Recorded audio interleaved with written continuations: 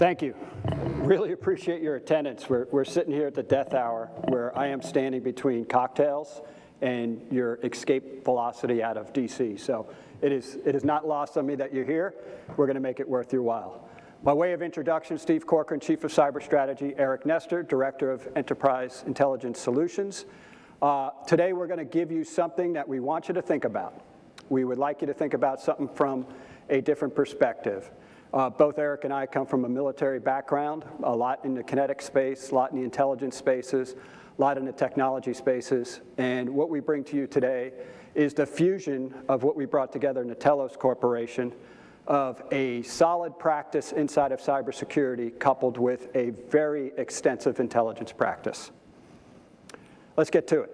So, illuminating the hacker ecosystem.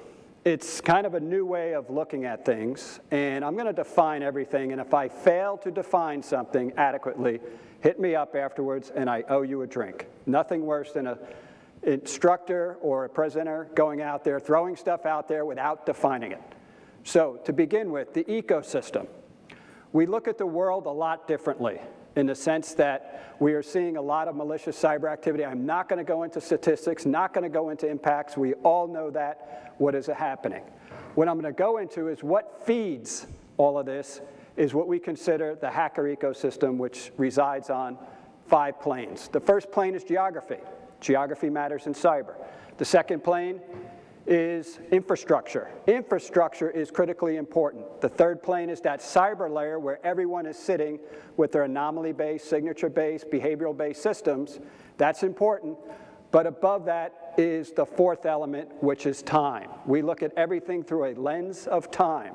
And when things are seen through the lens of time, they look a lot different. The last thing is persona. There are personas that manage this infrastructure, and we want to be able to measure things out in cyberspace in order to do the following. Number one, take it away from them. We do not want to allow our adversaries freedom of movement in any one of those planes to hide behind something. And what we want to be able to do is to deliver actionable intelligence off of that. We call that illumination.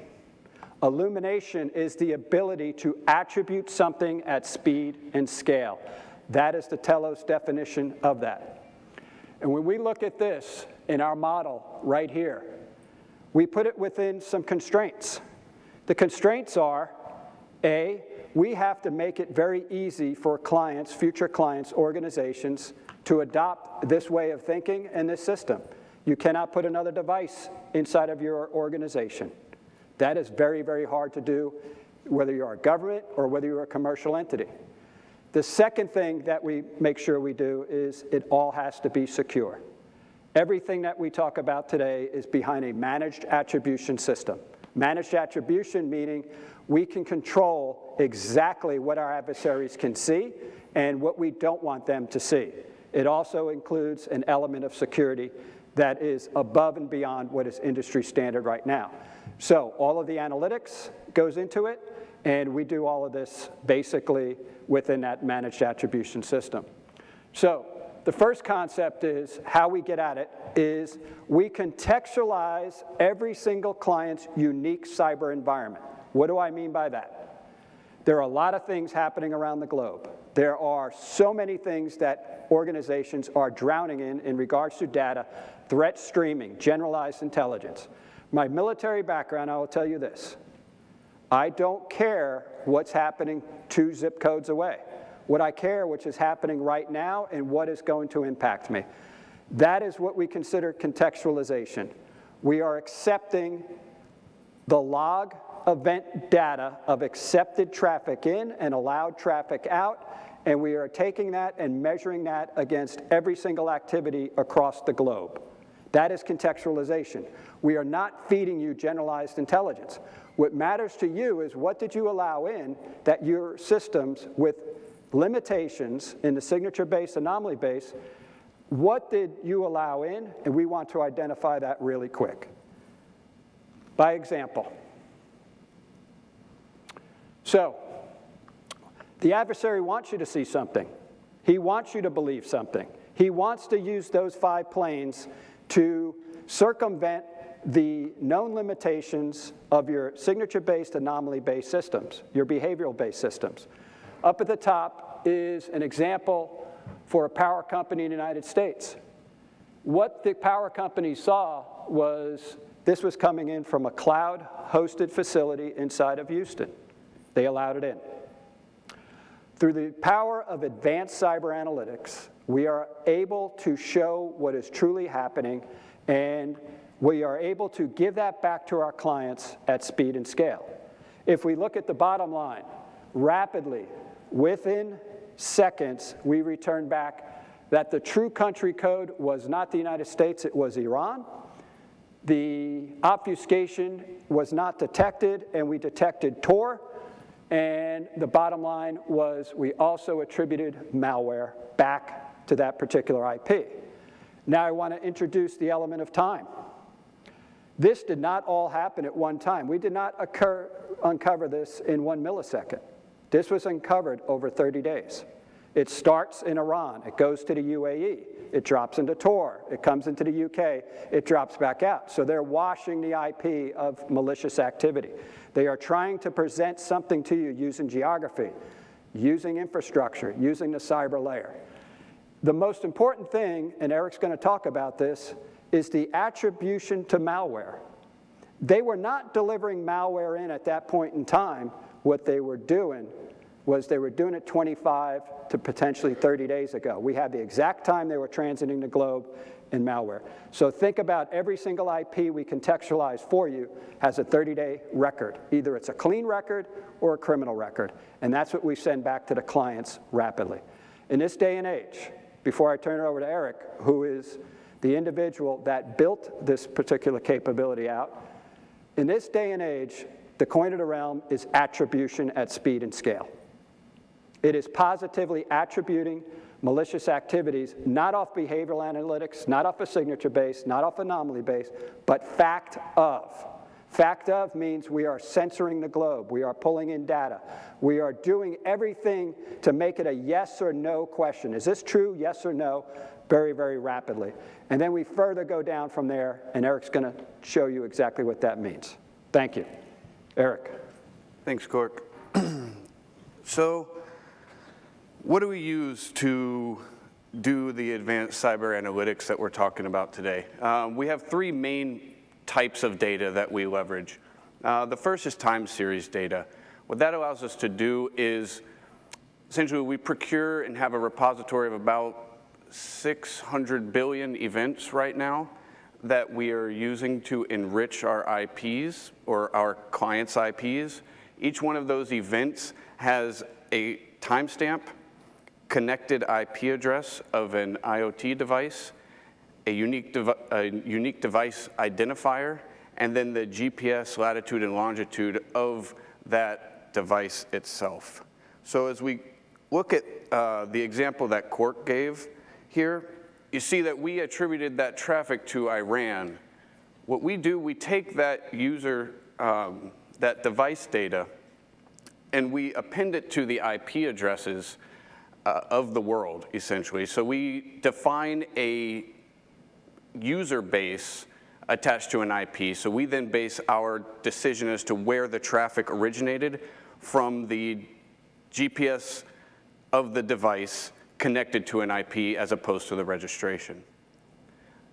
In addition to that, we collect IP intelligence data. These are open source streams that we procure, aggregate together, and then use to enrich the behavior association of IPs with things like proxy, Tor, whether it's cloud hosted or VPN services. Now, in addition to defining the fact of, when we look at VPNs and Tor, we also identify the service of the VPN. So was the VPN traffic attributed to TunnelBear, or was it attributed to Malvad? This allows our clients to set their risk threshold as to what they want to allow in and out of their network from a connection-based perspective. The last thing that we use is our global sensor network. Our global sensor network is something that we developed in-house at Telos. It's a global sensor network. Sorry. And it's placed strategically throughout the globe. We have about 120 nodes active right now. Each one of those nodes is essentially blank, sitting in cyberspace, specific ASNs and regional locations to give us the broadest view of traffic in the, from a global perspective.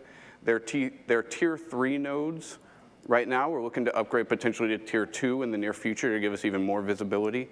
But these nodes, they sit out on the internet. They are blank, but they are routable. They're set to accept all incoming connections.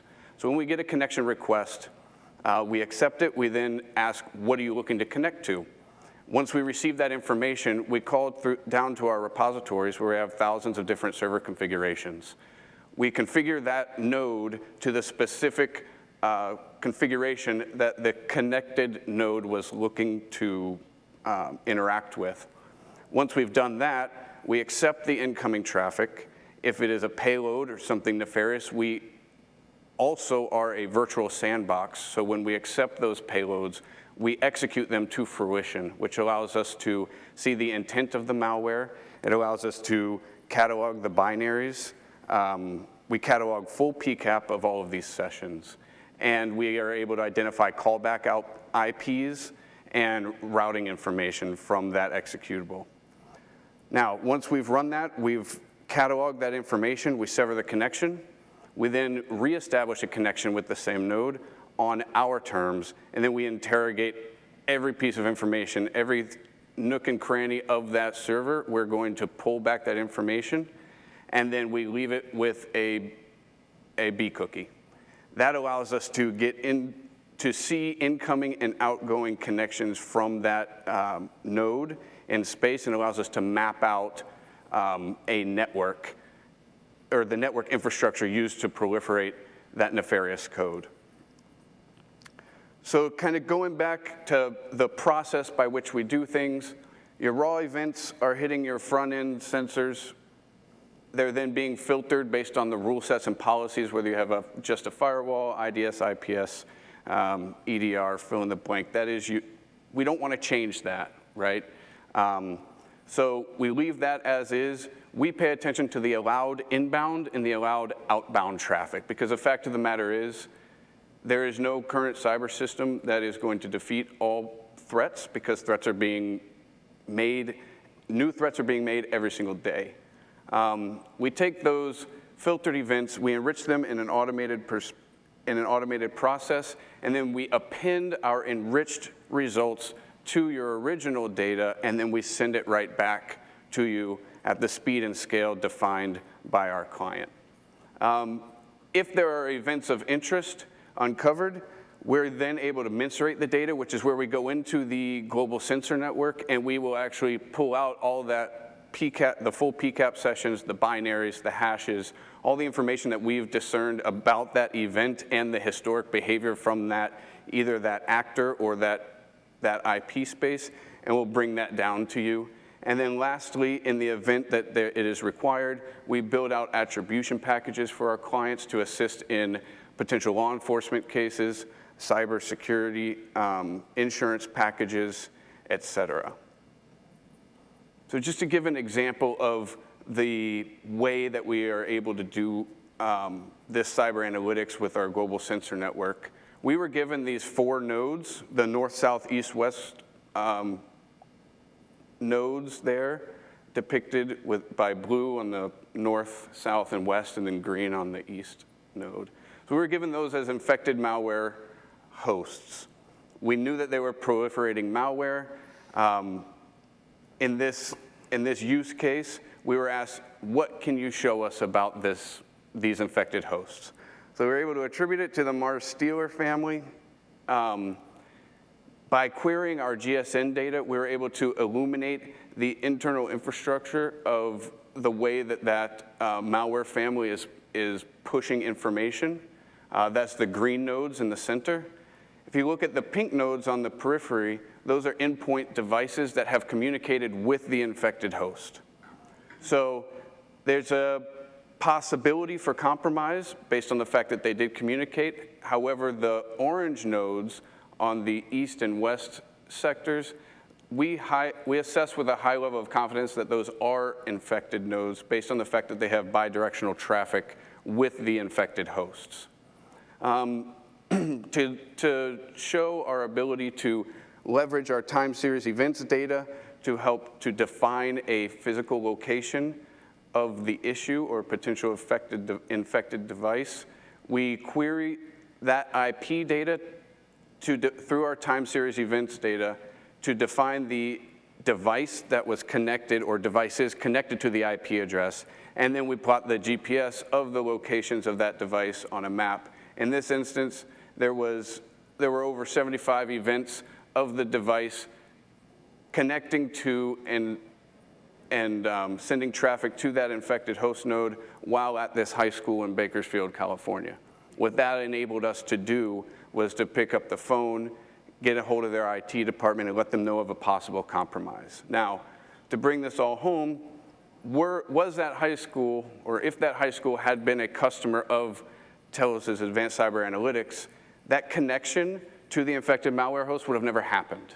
The whole impetus of ACA, Advanced Cyber Analytics, is to go out in cyberspace, identify threat actors, illuminate the infrastructure that they use to proliferate their nefarious code, and then we enable our clients to block it preemptively without having to rely on a known signature or anomaly detection. We simply prevent the connection in its entirety.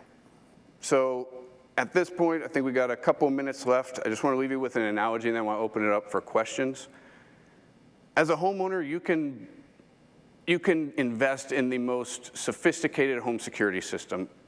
Cameras, lights, glass break sensors, you name it, right? You can have it monitored 24/7 by a monitoring service.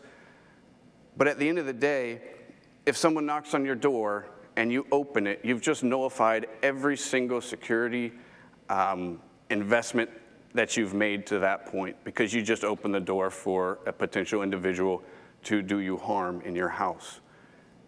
What ACA does from a network security perspective is we go out, we identify these individuals. Let's just say we paint them with a blacklight marker, and we paint an X on them. What we do at ACA is, before opening your door in this scenario, ACA shines that black light on the individual, and if there's an X on them, you know not to open your door, and you can now stay safely behind the defense posture that you have set up to date. So That's great. Thank you. We have 7 minutes left. Before we begin the questions, do I owe anyone a beer? Drink? Okay, we're good on that. So thank you very much. We're going to open the floor up for questions. no questions? Bueller? I feel like Admiral Stockdale up here, like I'm getting interrogated. Yeah, I'm just wondering if you mentioned if law enforcement was brought into the situation, but on these hacker incidents, do they not always end up involving law enforcement, or is it just detect, I protected my infrastructure, now it's somebody else's problem? Yeah. I'll start and you finish. Go ahead. First of all, number one thing is to prevent. We just want to stop it. And what we've learned from transitioning over from the military side, the DoD side, the federal law enforcement side into commercial is that's the number one task, is protection, is just stop this. As Eric said, let's just sever this connection. You never allow this in. And then also known associates of all of those things that we backtrack and we look through. In regards to a commercial entity doing what they want to do with that, it can go a number of different ways.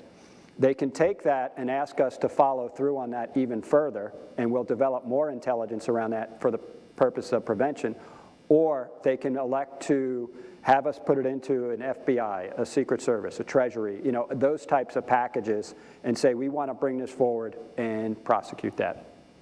At Cork, I really think that you hit the nail on the head there. I don't really have too much to add other than typically what we have seen is taking the law enforcement route. It's not extremely common. It's just protect what you have. My house, I want to build the strongest walls, the highest walls, and the thickest walls to keep everybody out. I will say, though, that we harvest all the malicious stuff. It doesn't matter. That's not on a 30-day cycle. That's in perpetuity. So all the things that we learn from that, we can preemptively help our next clients in regards to, we can, start searching for those sorts of things as well. So. You mentioned your example with the high school where you had tracked back the infected node, and I'm wondering from a citizenship perspective, just good citizenship and stewardship, for those who aren't able to be Telos clients, like the high school, no doubt, was not in that position, do you make a policy of notifying people that you identify that are sitting there hot and most likely unaware of their situation and possibly without the resources to, engage this kind of service the way a government or a large corporation might be able to do? So if we come across information, in that case specifically, we will always reach out and try and notify if we're able to. That's just doing right, and that's what Telos is very good at doing. We don't always come across those cases. That just happened to be a case in which we did. But yeah, we'll always try and do the right thing. And hopefully, with the way that we have built advanced cyber analytics, we have tried to make the barrier to entry so low that hopefully everybody can become ACA clients of Telos. That way we can proliferate this, what we believe is paradigm shifting cybersecurity practice. We're getting away from the lagging indicators of having that signature built and using the signature detection to getting into the more preemptive identification of threats to then block them without having to see the traffic come through your network. You just never allow the traffic to come and touch your network. 1 second, let's get you on mic, sir. How does ACA fit in with MITRE ATT&CK? Good question. So as we pull those binaries and we log the full PCAP, we're checking the binaries and the hashes of the binaries against all the NVD, MITRE ATT&CK vector, virus total. We're doing as many open source checks as possible so that we can attribute the malicious code to a specific named threat. That happens every day, but what happens, I wouldn't say more often than not, is the fact that we identify things that don't have a CVE associated to them. There is no name for this, there is no signature built for it, so it's essentially a 0-day, right? We see those and we assign them unique identifiers inside of our system to track them. And then eventually, once a CVE comes out, we will then change that unique identifier to the corresponding CVE. But yeah, did that answer your question? How do we integrate with?